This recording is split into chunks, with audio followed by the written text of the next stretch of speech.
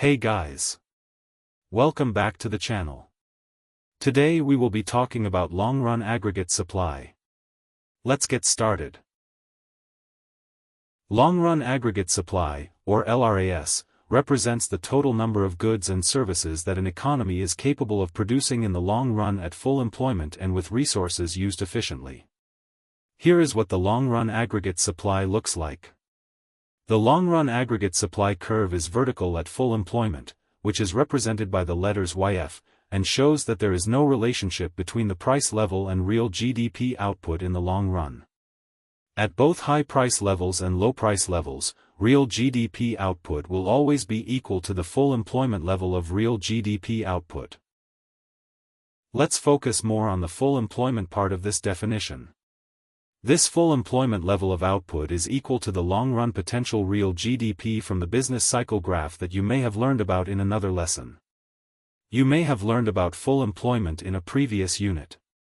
You should know that full employment output represents the amount of real GDP that an economy produces when there is no cyclical unemployment, and only frictional and structural unemployment. It's also when the unemployment rate is equal to the natural rate of unemployment. You may notice that the long-run aggregate supply curve is very different from other graphs in the course because it's vertical, but why is that? The long-run aggregate supply curve is vertical because wages and other resource prices are flexible and can adjust to new price levels in the long run. That means when price levels rise, resource prices, like wages, also rise by the same amount in the long run. As a result, profitability doesn't change, so businesses do not change their level of production. Likewise, when price levels fall, then wages and other resource prices also fall by the same amount. Profitability still doesn't change, so businesses do not change their level of production. The long-run aggregate supply curve corresponds to the production possibilities curve, or the PPC, that we learned in a previous unit because they both represent production capacity.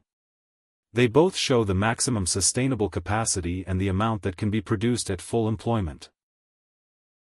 Since both graphs are so similar, anything that shifts the PPC would shift the long-run aggregate supply curve. Anything that would shift the PPC outward will shift the long-run aggregate supply curve to the right, and anything that would shift the PPC inward will shift the long-run aggregate supply curve to the left. For example, increases in the quantity or quality of the factors of production, like land, labor, capital, entrepreneurship, will shift the PPC outward and will shift the long-run aggregate supply curve to the right. On the other hand, decreases in the quantity or quality of the factors of production will shift the PPC inward and will shift the long-run aggregate supply curve to the left. That's the end of this video. Thanks for watching and make sure to like and subscribe. See you later.